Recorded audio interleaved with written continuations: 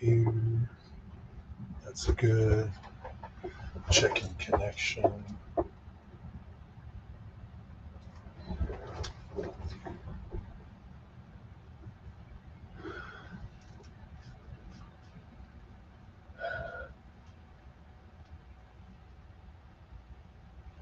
There we go.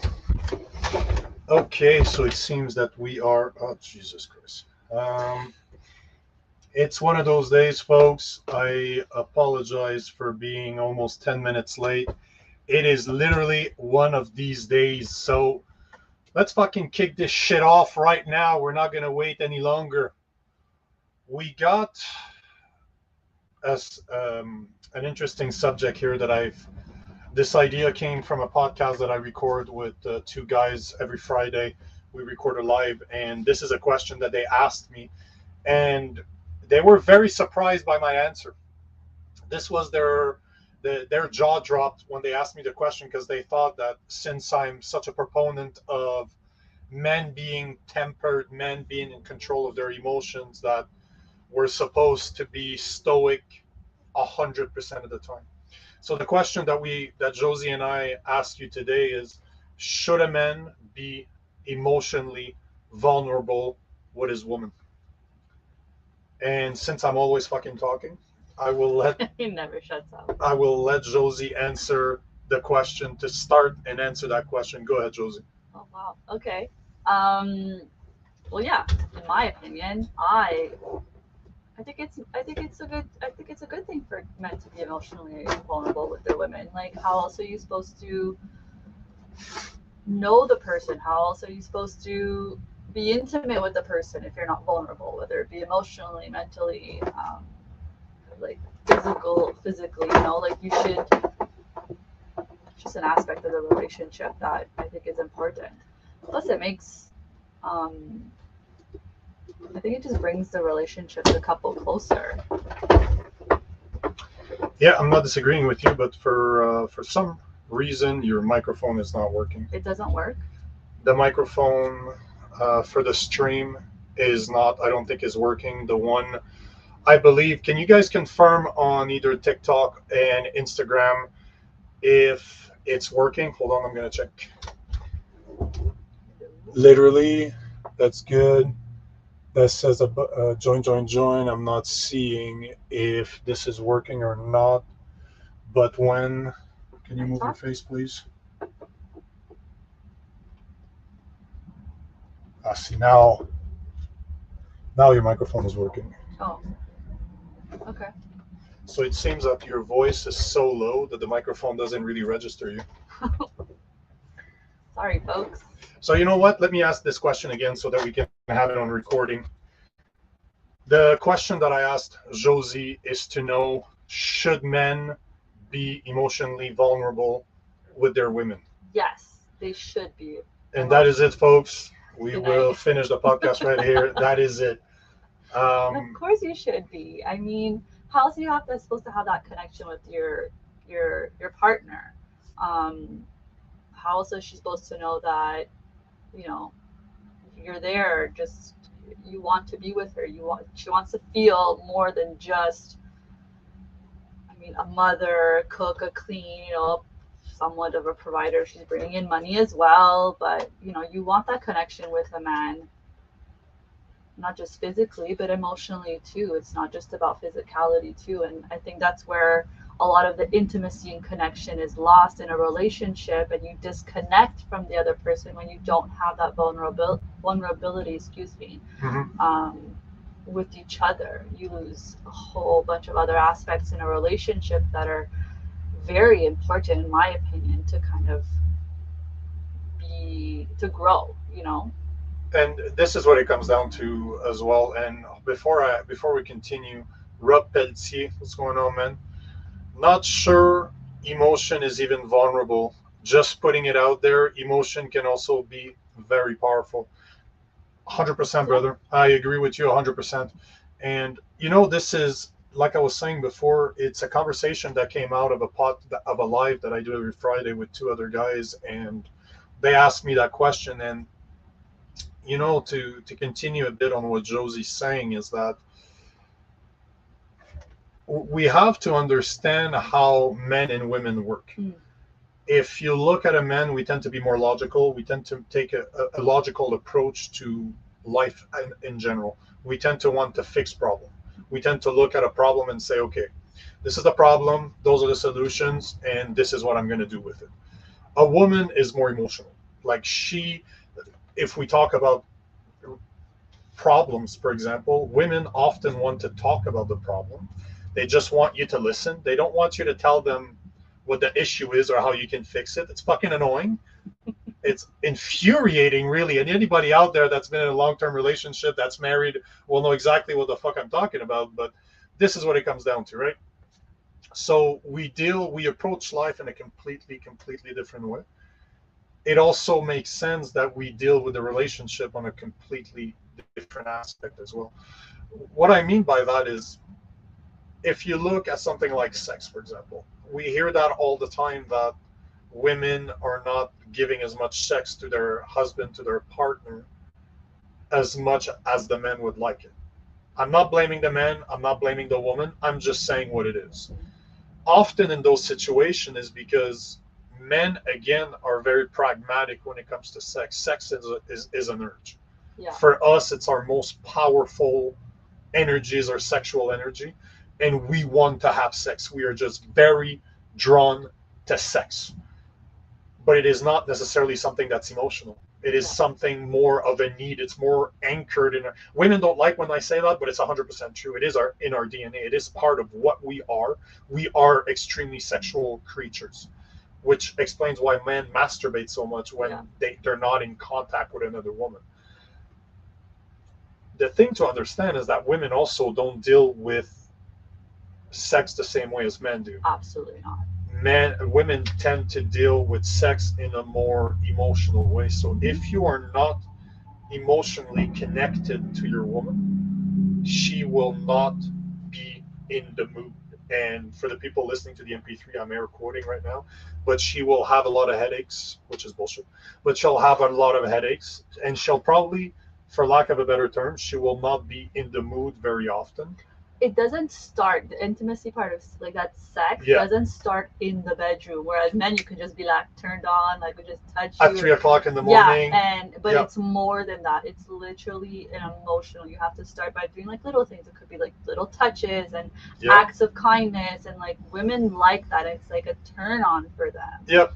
Yes, I mean, there are some those times where you just like get those urges, but it doesn't start in the bedroom. It starts outside of the bedroom. It's an emotional connection. Yes, absolutely. And I like the way you said, because for most women and men, if you haven't figured that out yet, you better fucking pay attention, because this is secrets that I'm giving you for free here. You have to connect with your woman emotionally, and as Josie said, it does not start in the bedroom. It starts outside the bedroom. It starts with understanding what she loves. And I've never met a woman up to now that did not want to connect on an emotional level with their men. Where the big disconnect is with hold on, let me rephrase that. What seems to be the big disconnect between what I'm saying right now and what I normally say pretty much everywhere is that men are to be tempered. And what I'm saying right now is not going against what I normally say either. It's all about time and knowing when it is time to be vulnerable. To me, being vulnerable, I'm vulnerable with one person, and that is it. That's it. My priority to be vulnerable is one single person, and it's the person that I share my life with. Yeah. But all the rest of the time, sometimes I slip up. Of course, nobody's perfect, but in 99.99% of time, I want to be as stoic as possible. I want to be the rock that my girlfriend needs. I want to be as unemotional as I can be, in a way that I'm controlling my emotions and my emotions are not controlling me. But this is outside of the house. Yeah. In my house, I want to make sure, although even in the house, I don't let my emotions run me. I am vulnerable with my girlfriend so that we can connect on an emotional level. Agreed. And at the same time, there's another misconception too. By saying that I'm vulnerable with my woman, there are still things that I don't share with her. Like there, What? no, but there's, if I take my girlfriend for example, she's more anxious than I am. She tends to worry about stuff that I really don't worry about at all. So a lot of the things that I know that would worry her, I tend to keep to myself. I tend to not talk about, just because no matter what, she can't control that situation. It's out of her control. But a lot of women tend to be more anxious and more nervous about stuff than at least the type of men that I hang out with, the type of men that are in my life.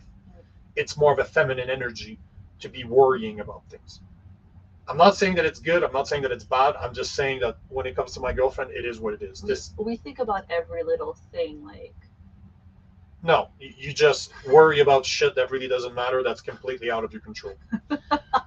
But knowing this, it is my role as more of the rock, yeah, to know when I should be speaking, like when I should be sharing those things.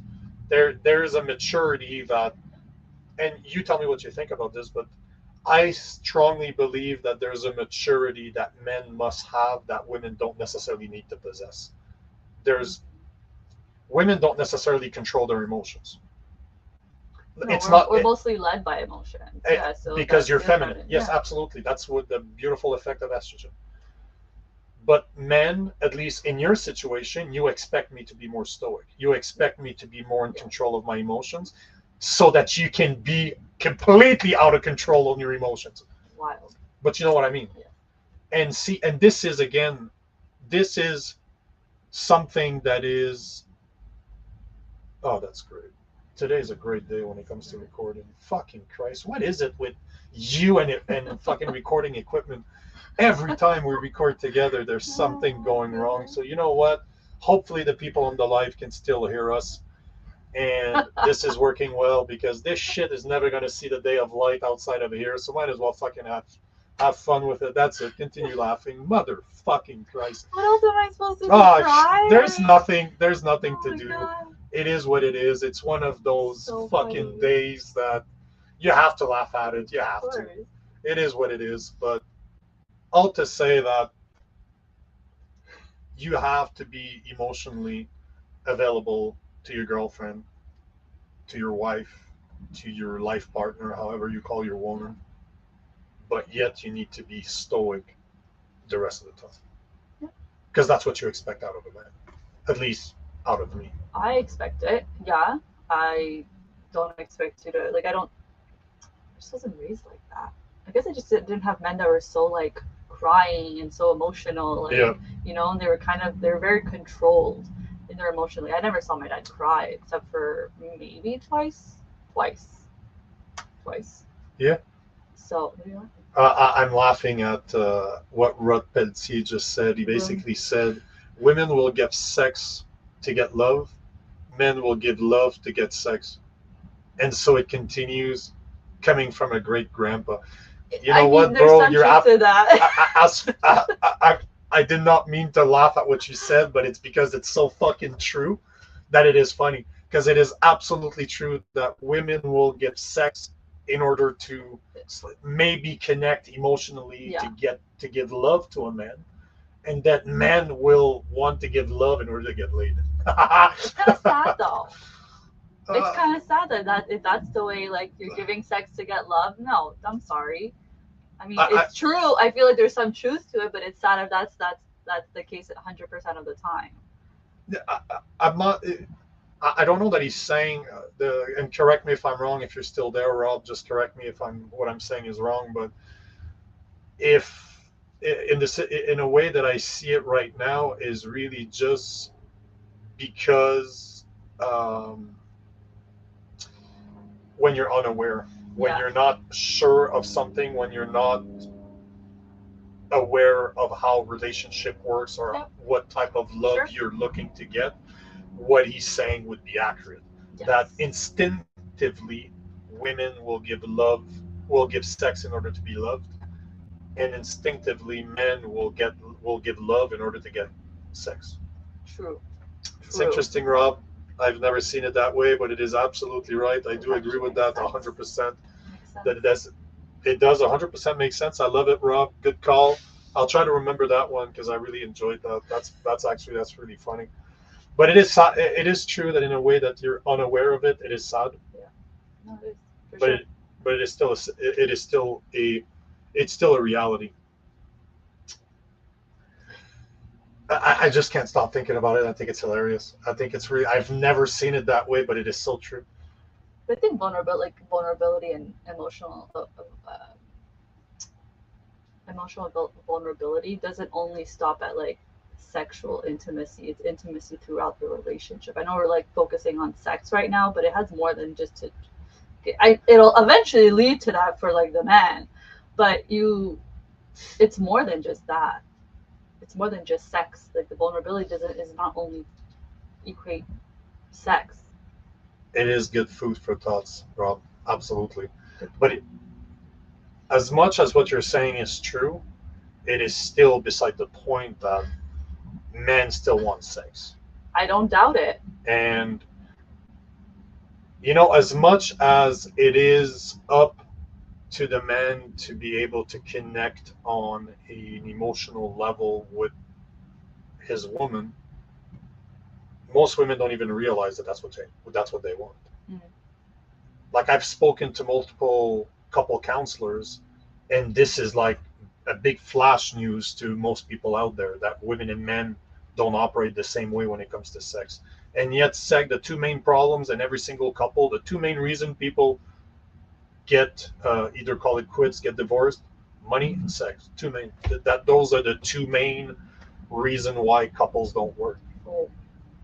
We could argue that we could argue that it's conversation, that communication is the number one problem, because probably the lack of money and the lack of emotional connection is all due to communication. So it's possible that communication is actually the root problem, and then the symptoms being the lack of sex and the issues with money. But at the same time, it's interesting because there is a fine line between both too, and I think this is where most men struggle. Is you need to understand when it's appropriate to be emotional and when it is not. You mean inside the house or just in general? 100% of the time. Like if you look at all the time, you need to know the difference between when can you be emotional and when you cannot. Mm-hmm. And I think this is what's confusing to a lot of men out there, that they don't get the training, or nobody has taught them. Like you look in the world of today, that everybody's driven by their emotions. Like look everywhere you see, it's completely accepted now for a man to start crying for no reason. Like even women, as much as I'm saying that women should be driven by their emotions, there's still a certain time and place that it's not appropriate. Well, yeah, like on a professional setting. Yeah. But yet I can clearly remember at my old job, without naming names, I can remember at my old job a director that wouldn't stop crying. She cried all the time. Big case, we'd see it, and it's like people thought that was normal. It was totally acceptable, but it's not. It's not normal. No one needs to see you. But it's not professional. Break down. Like, who's going to take you seriously at that point? No, absolutely not. It's not professional at all. But as I was saying, it's the fact that we lack the understanding that our emotions are not supposed to control us. And even if you're a woman, you should know the difference. You should feel secure in a way in your relationship that you can be as feminine as you want to be, but still understanding that emotions should be under your control. It's just that if you look at an axis from left to right, you're leaving more playing field to be ran by your emotion, while knowing that you're letting it happen. Yeah. When men, we narrow that fucking window a lot more in order for a woman to be able to do so. Thank you for doing that. Well, you know that. The worst part is that it's not a fucking surprise. We've spoken about this multiple times before, right? We wouldn't be talking about this if it wasn't for all the conversation that we've had prior to this. But that being said, Rob is still Man, you're still going at it. I I love love it. this. I love what you just Balance is wrote. the essence. Relationship that lost will have balance as their foundation. Oh, that last, yes, foundation. Yeah, Yeah, absolutely. absolutely. You know, this is about the only time that I believe in balance because I'm not a balanced individual at Absolutely all. not. You are I'm an. definitely not balanced. I mean, Jesus. Somebody told me that the other day. He's like, it's all about balance. I'm like, yeah, No. not for me. I'm not a balanced individual at But all. this is right. Balance is the essence in a relationship. Yeah, 100%. Yeah, no, we agree. We absolutely agree that balance is the essence. Relationship that last will have balance as their foundation. I like it. Wise word from a wise man. As Rob says all the time, this is Rob approved. He likes to say that. He likes to go. I've never met Rob, but we have probably like 300 friends in common to the martial art world, and he says that all the time. I see his comments on people. People will post something, and he's just like Rob approved. Well, you know what, Rob? This is Nico approved. What you're saying, I totally agree with you. It's got a point. Well, you can tell the wisdom. Rob is not 20 years old. He's very he is very wise indeed. Mind you, some 20-year-olds are very wise when it comes to relationships. There's not a lot of them. Well, There's definitely not a lot of has to be a wisdom. few out there. Yeah, I think it's called wishful thinking. Um, but I like this subject though. This is something that we should approach more in the future. Yeah, and you know what? I'm just gonna like because you keep saying time and place to be vulnerable. Yeah. Do you think that men could be vulnerable in spaces where there are other men? Not Yeah, only in a relationship, that's a very fucking good question. but like, look at you asking good questions. I know, right? I learned. I have you around me 24/7, so it kind of like seeps into my brain. But right, like you should be able to be vulnerable. Maybe I don't know about crying if that's something that men feel comfortable doing with each other, but at least to say if you there are things that you can't be vulnerable with your woman because she'll worry, go to like have a best friend or a group or something. Do you think that that will be beneficial for men to have to be able to share things that they wouldn't necessarily share with their woman? 100%. It's all about time and place. I was watching some of the videos that I recorded with Troy Love, which for the people out there, I recorded a video with a psychiatrist. He does some social work with men that are addicted to pornography. That's the work that he does. And it was a very interesting podcast. It was a very different type of podcast. I normally talk about men, military guys, like we have very manly fucking conversation, very finance related or very business savvy related. And this one was all about emotions and all about being vulnerable. And what Josie is saying is true. As much as I say all the time that men should be stoic all the fucking time, there is still a time and place where men with other men can be vulnerable. And what I mean by that is a lot of men today, at least I will trust what Troy says because that's what he does day in, day out. So I will trust that what he's saying is true, that men don't know how to speak about their emotions because it's not necessarily something that is taught. And it's true, it's not something that's taught. And the control of it is not taught either. So both of the sides have not been taught because I think that no matter what, it starts with control. You need to control your emotions, and then you can say, where can I open that valve? Exactly. Where can I let it go, and when do I need to shut it? Yeah. This is all about control. And who? Yes. The thing is, though, and this is the magical thing, is when and where. Again, I say this all the time, but this is the hardest part, and I think this is what men are struggling with is, why do I need to be stoic? Why can I be open? When can I not be open? And it's the recognition of, this is why to me, meditation is everything. Yeah. Because meditation allows you to work that step back to understand how your emotions are shifting and how to understand that it's happening in the present time. So to answer your question, yes, men should have an outlet where they can speak to other men, but the caveat to what I'm going to say is that they should be talking to other men that are their equivalent. Okay. Yeah. And a lot of the guys out there are very feminine. That talks about the stuff that we're talking about. Mm-hmm. They're very feminine, and most of the guys that follow me, most of the guys that are in my men's group, most of the guys that I have on my podcasts are not feminine men. They're very masculine men, and they would not open up to an effeminate man. That is not somebody that they see as their equal. And the same is true for me. I'm not saying that they're any different from me. I do not see the need to open up to an effeminate man. You have no control over your emotion. Why the fuck would I be talking to you in the first place? And this is why I'm happy that Rob is on there, because Rob is a martial artist. He's been a coach forever, and I know that he can attest to this. And since he seems to be plugging away on his phone, I'm gonna hope that he's gonna answer to this. But one of the things that I've noticed over the years through martial arts is that a lot of the conversation that happens on the mat after a very hard workout, a very hard training sessions, men have expended their energy. All that testosterone is dropping a bit, and it kind of gives place to, I don't want to say necessarily emotional talk, but a lot of the conversation that I've had that were more based out of emotion with very, very manly men came out of martial art, came out after a very hard training session. So there's absolutely needs to be a place, and I think that a lot of martial art coaches are that medium for a lot of men out there, at least the type of men that I'm trying to help. Yeah. So yeah, no, absolutely. But I also think that that's why, to me, opening up a group where men, I feel bad that I don't have the time right now.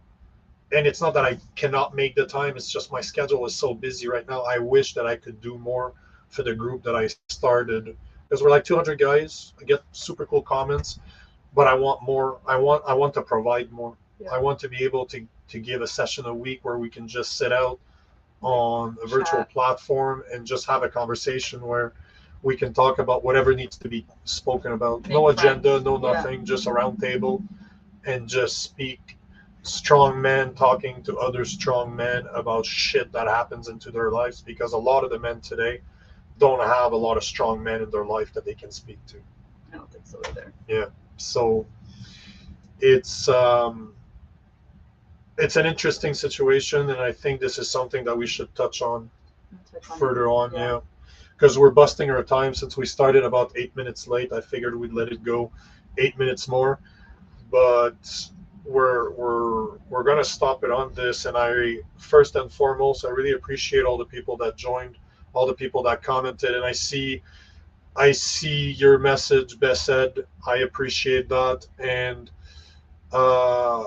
Nosostros, yeah, he comments a lot on our podcast on Fridays. Connection are lost since we're drowned in over sense stimulation. Yeah, that is also very true, my friend. Absolutely true. So I appreciate every single message that we received. I appreciate the people that decided to join. And until next time, remember this, that the world is changed one man at a time, and it takes one man to change the world. Peace out.